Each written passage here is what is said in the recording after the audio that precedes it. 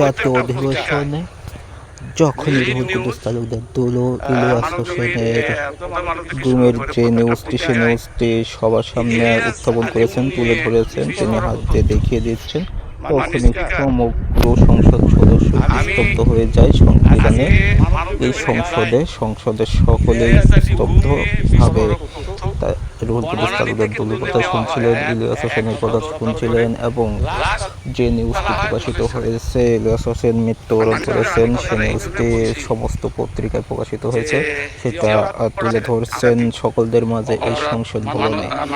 সকলেই স্তব্ধতার সহিত তার কথা শুনছিলেন। আপনারা শুনতে থাকুন স্তব্ধতার সহিত, এবং ভিডিওটি ভালো লাগলে অবশ্যই শেয়ার করে দেবেন।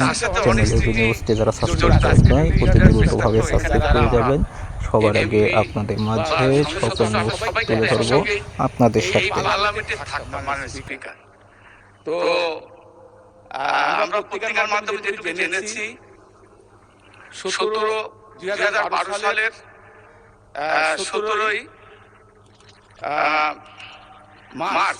মার্চ থেকে 20 মার্চের মধ্যে ইলিয়াসকে হত্যা করা হয়েছে। হত্যা করে তাকে এই ধলেশ্বরী নদীতে ফেলে দেওয়া হয়েছে।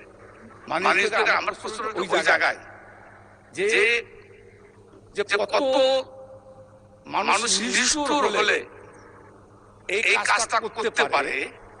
আমার মনে হয় পৃথিবীর সমস্ত ইতিহাস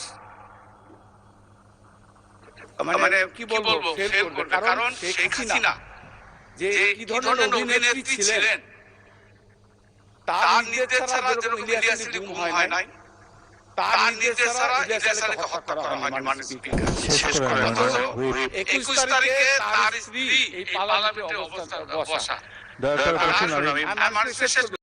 তার শিশু সন্তান তার সঙ্গে দেখা করতে গিয়েছে, তাদেরকে সে আশ্বস্ত করেছে যে ইলিয়াসকে খুব তাড়াতাড়ি ফেরত পাঠানোর ব্যবস্থা করবে। আমি কথাটা এই জন্য বলতে চাই। Thank you.